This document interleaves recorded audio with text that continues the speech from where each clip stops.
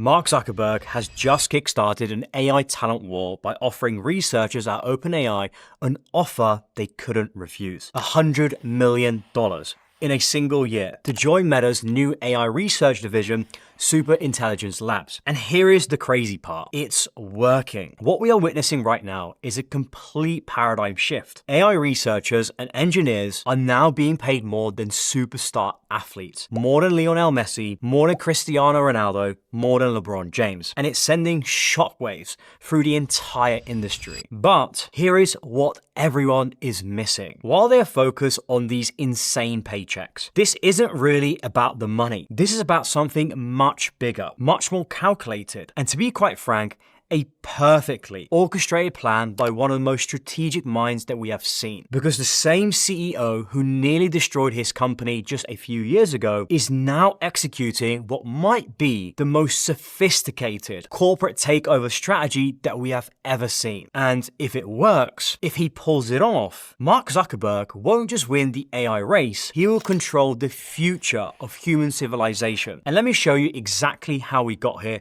and how I see this playing out. I'm Soleyman. I've been in tech for more than a decade, and in the last 5 years, I've been running my own tech companies in consulting, software, and education. In order for us to really understand what Zuck is doing today, we have to go back and look at the lessons that he learned from his spectacular failure around 4 years ago, when Facebook rebranded to Meta in October 2021. Zuck became completely obsessed with the Metaverse, a vision that we can trace back to as early as 2015. Now, if you don't know what the Metaverse is, imagine putting on these VR goggles and living in a virtual world where you can work, play, and hang out as cartoon avatars. He was so convinced that this was the future that he bet everything on it. And I mean everything. He spent $10 billion in 2021, $13.7 billion in 2022, building virtual worlds that look like something from 2005. The company's stock price crashed from $380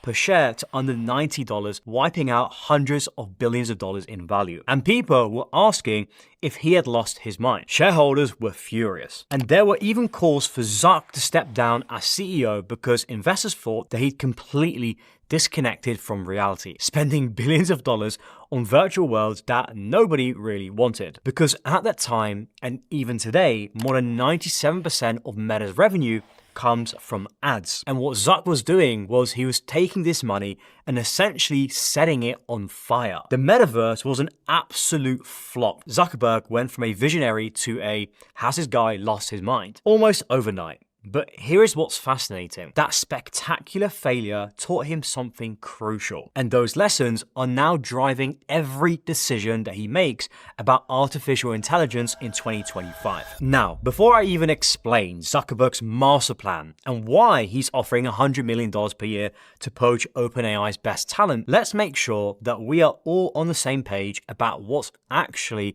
at stake here. Because right now, there's a gold rush in tech, but not for gold, for AI intelligence and AI infrastructure. Think of those big data centers that are virtually popping up everywhere right now. The ones Jensen Huang has coined as AI factories. Now, in 2025 alone, big tech has pledged to spend $320 billion on AI infrastructure. Massive bets on a scale that we have never ever seen before, with no promise of profitable returns immediately. And in the current state of AI models, they can write your emails, they can create artwork, they can code, they can solve complex math problems, and they can even have conversations that feel almost human. But what everyone is really racing toward is something called artificial general intelligence, or AGI in short. AGI is AI that can think, work, and virtually do anything better than a human can. And the only way to reach AGI is through owning AI infrastructure, but also the best AI talent. And whoever develops AGI first could potentially control the future of work, education, healthcare, and even entire economies. They'll become the most powerful entity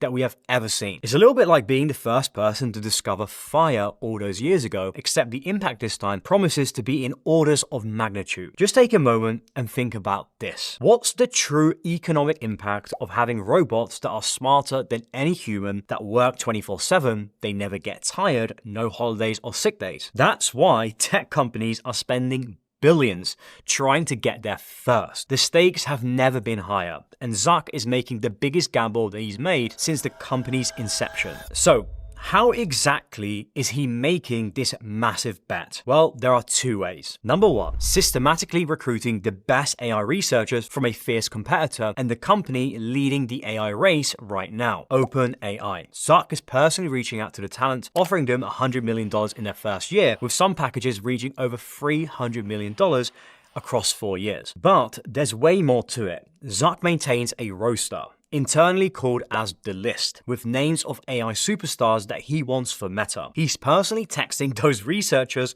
hosting dinners at his house, making promises about unlimited resources and access to the best computer chips. And to be honest, it is working. In the past month alone, Meta has successfully recruited at least 8 key researchers from OpenAI. And these aren't just random employees. These are the best of the best, the creme de la creme, people working on the most advanced AI systems in the world. Number 2, Zuck has made an even bigger move that seemed to have flown completely under the radar. Meta has quietly invested $14.3 billion for a 49% stake in a company called Scale AI, their largest deal since WhatsApp. Think of them as the behind-the-scenes company that helps train AI systems. They handle data preparation and model training for virtually every major AI company in the world. And the real coup, well, it's Scale AI CEO Alexander Wang, one of the industry's most experienced AI infrastructure experts, is now joining Meta to lead their new super intelligence labs while remaining on Scale's board. Following news of the investment, as you expect, competitors started winding down their relationships with Scale AI, such as Google, which accounted for 17% of Scale's revenue in 2024, is ending their partnership. OpenAI and other major clients are also pausing or concluding their projects with Scale AI. And obviously it makes sense. But regardless of these industry reactions, Meta has secured something invaluable: direct access to Alexander Wang's expertise, plus a 49% stake in one of the most important behind-the-scenes players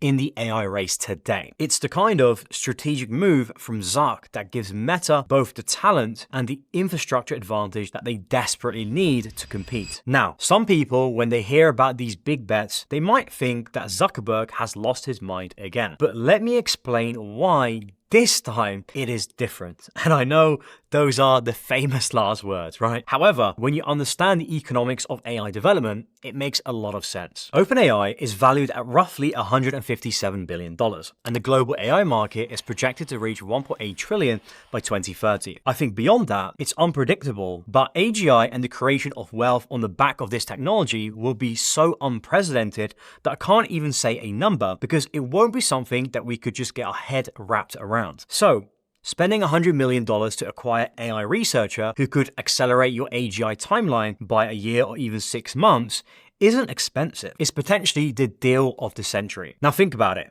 If Meta achieves AGI just 1 year before their competitors, the economic advantage could be measured in trillions of dollars. And then suddenly, $100 million per researcher starts looking like, dare I say, pocket change. Because Zuck isn't just buying talent, he's buying time. And in the race to AGI, when the stakes are so high, time is everything. Zuck is playing a game of chess. Most people see him moving his pieces forward, recruiting researchers, offering big salaries, but the real strategy is what he's doing to his opponent's pieces. Every top researcher that he recruits from OpenAI doesn't just help Meta, it actively hurts OpenAI's ability to compete. When you lose a key AI researcher, you don't just lose their individual knowledge, but you lose their ongoing projects, their research networks, and often entire teams that follow them as well. It's like removing the foundation from under a house. The whole structure just becomes unstable. Now, don't get me wrong, poaching top talent isn't anything new. In fact, this has been happening for decades in Silicon Valley. But what we've never seen before is this level of obsession and direct involvement from a CEO and a founder bringing in the talent. So,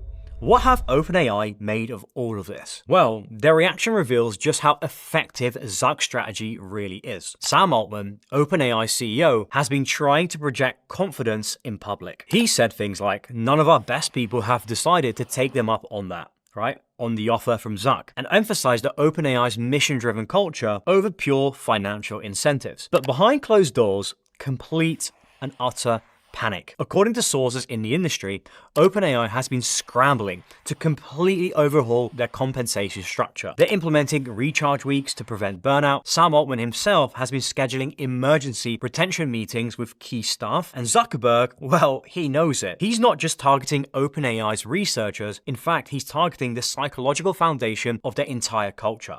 Now let me explain. Every time a researcher sees one of their colleagues get a life-changing offer from Meta, it plants a seed of doubt. Am I being fairly compensated? Is my loyalty being taken for granted? What if I'm missing out on generational wealth? This is the beauty of Zuck's strategy. It doesn't just recruit talent, it destabilizes his competition. And that's the thing. Zuck's approach follows a predictable three-stage pattern that we have seen before. Stage 1 is talent acquisition. Identify the key people, make offers that they can't refuse, and systematically weaken your competition whilst also strengthening your own capabilities behind the scenes. Stage 2 is market acceleration.